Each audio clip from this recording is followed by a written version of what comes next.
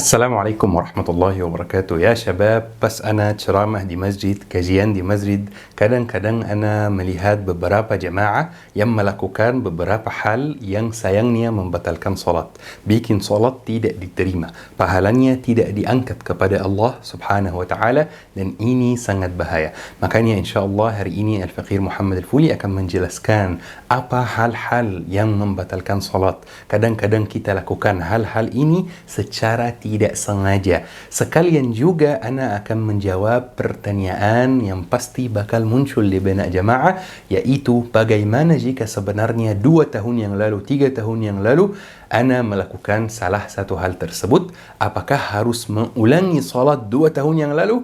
InsyaAllah dalam kajian hari ini semua pertanyaan ini ana akan jawab, semoga bermanfaat insyaAllah. Ya jamaah, pas awal-awal salat diwajibkan, belum diharamkan berbicara sambil salat. Jadi dulu berbicara sambil salat itu boleh. Jadi bisa jadi misalnya ada orang yang lagi salat seperti ini, terus berbicara sama orang yang di samping kanannya atau samping kirinya dan bilang, habis salat kita makan bersama ya. Itu dulu boleh dan tidak haram. Sampai ada ayat yang diwahyukan kepada Nabi Muhammad sallallahu alaihi wasallam, yaitu Allah Subhanahu wa taala berfirman, "Wa qumu lillahi qanitin," dan berdirilah kepada Allah Subhanahu wa taala dalam keadaan khusyuk.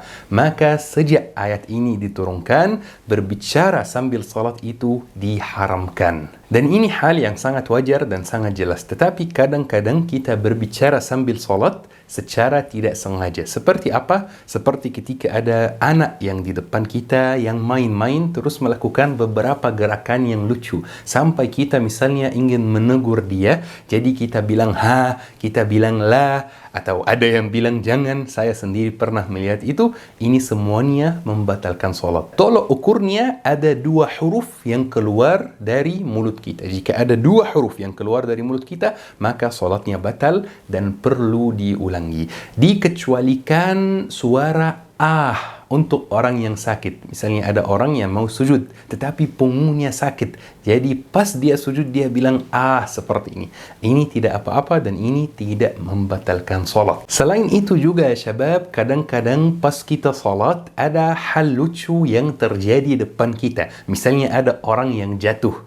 Jika kita tidak berhasil menahan ketawa sampai ada suara untuk ketawa kita, jadi kita ketawa bersuara, ini salat kita batal dan wajib kita mengulangi salatnya lagi. Jika kita berhasil menahan ketawa dan hanya senyum saja, salatnya sah, tidak perlu diulangi. Teman-teman yang mau belajar bahasa Arab dibimbing dari nol sampai lancar insyaAllah, coba hubungi Syabab Belajar Academy. Mereka ada kelas malam, kelas subuh, kelas pagi. Mudah-mudahan bermanfaat insyaAllah. Selain itu ya syabab, juga makan dan minum sambil salat itu membatalkan salat. Mungkin ada jamaah yang bertanya, kok bisa Ustaz? Masa kita makan dan minum sambil salat? Kadang-kadang itu terjadi secara tidak sengaja. Misalnya permen karet.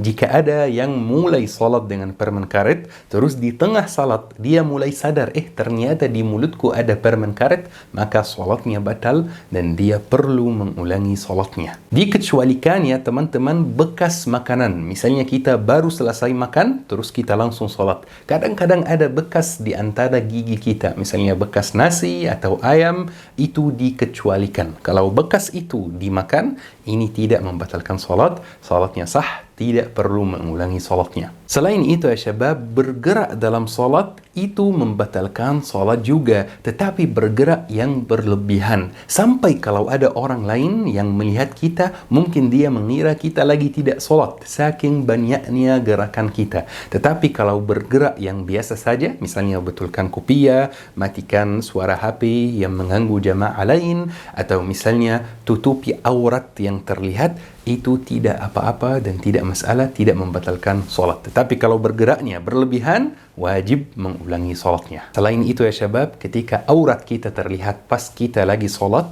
ini membatalkan salat. Dan biasanya ini sering terjadi buat kaum laki-laki yang ketika salat pas dia sujud, kausnya ke atas dikit, jadi auratnya kelihatan dari belakang. Jika dia cepat menutupi auratnya, maka salatnya sah. Jika dia lama menutupi auratnya, atau dia tidak langsung sadar kalau auratnya kelihatan, ini membatalkan salat dan salatnya perlu diulangi. Selain itu ya syabab, salah satu hal yang membatalkan salat itu adalah tidak menghadap qiblat sama sekali. Atau misalnya ketika kita pas lagi salat, ternyata kita sadar, oh ini qiblat yang salah. Kita tidak boleh ganti posisi sambil salat. Kita harus keluar dari salat dulu dan ulang dari awal. Jika qiblatnya tidak pas sedikit, misalnya qiblatnya ke sini terus kita ke sini sedikit sekali, ini tidak apa-apa dan tidak masalah. Ini yang dimaksud di sini adalah tidak menghadap qiblat sama sekali, menghadap arah lain. Selain itu ya syabab, jika wudu kita batal sambil kita salat, maka salat kita batal juga dan harus diulangi. Tapi masalahnya di sini, bagaimana jika imamnya yang wudunya batal? Apakah salatnya tetap dilanjutkan? Apakah salatnya sah? Apakah salat jamaahnya sah? Taib. Yang pertama, salatnya tidak sah dan tidak boleh dilanjutkan. Dia harus keluar dari salat, terus pilih salah satu jamaah, memajukan dia menjadi imam, terus jamaah yang dimajukan itu lanjut salatnya ya syabab, bukan mulai dari awal. Kemudian imamnya pergi ulangi wudu'nya dan ikut salat lagi sebagai makmum, atau ulangi salatnya dari awal jika salatnya sudah selesai. Dan insya Allah salat jamaahnya sah, tidak terpengaruh oleh batalnya wudu' imam. Selain itu ya syabab, ada satu hal lagi yang membatalkan salat, yaitu orang yang punya penyakit ayan. Semoga Allah sembuhkan mereka semua. Jika ada salah satu gejala penyakit tersebut muncul pas salat, maka salatnya batal dan perlu diulangi lagi setelah gejalanya hilang. Selain itu ya syabab, ada satu hal lagi yang membatalkan salat, yaitu lupa niat. Maksud ana di sini bukan lupa mengucapkan niat, karena niat itu sebenarnya tidak perlu diucapkan. An-niyah mahallaha al-qalb. Niat itu tempatnya di hati. Maksud saya di sini adalah pas kita sudah mulai salat, kita lupa kita lagi salat apa. Misalnya kita sudah mulai salat, terus kita mulai bingung, kita ini salat zuhur atau asar. Jika kita ada perasaan ini, rasa bingung dalam salat, kita salat zuhur atau asar, maka otomatis salatnya batal dan perlu diulangi lagi ketika sudah yakin kita ini lagi salat apa. Atau misalnya setelah kita mulai salat zuhur, ternyata kita lupa salat isya semalam. Jadi kita ubah niat kita sambil salat. Ini dianggap isya ya, jangan zuhur dulu. Ini tidak boleh. Niat harus ditentukan di hati sebelum takbir, sebelum Allahu Akbar. Jika belum jelas niatnya sebelum Allahu Akbar, maka salatnya batal dan perlu diulangi lagi. Selain itu ya syabab, hal terakhir yang membatalkan salat itu adalah salat di atas tanah yang dirampas. Misalnya kita yakin 100% bahwa tanah masjid ini diambil dari orang secara terpaksa, dirampas, maka batal semua aktivitas ibadah yang dilaksanakan di atasnya. Batal doanya tidak diterima, batal salatnya tidak diterima, batal semua aktivitas ibadah. Tapi jika kita yakin 100% bahwa tanah ini dirampas, jika kita ada keraguan, jika kita tidak yakin 100%, maka masih aman, tidak apa-apa. Dan ya syabab, pertanyaan terakhir yang ana bakal jawab hari ini adalah, bagaimana jika ternyata dari sejak baligh saya melakukan salah satu hal ini yang Ustaz sebutkan yang membatalkan salat? Apakah saya perlu mengulangi salat dari awal sejak baligh? Jawabannya tidak perlu salatnya diulangi karena antum tidak tahu. Tetapi mulai hari ini dan setelah dengar kajian ini, jika antum melakukan salah satu hal yang ana sebutkan itu, maka salatnya batal dan perlu diulangi. Yang kemarin-kemarin tidak perlu diulangi karena antum tidak tahu. Tapi mulai hari ini, mulai jam ini, mulai detik ini, antum sudah tahu dan antum harus bertanggung jawab atas ilmu yang disampaikan dalam kajian ini.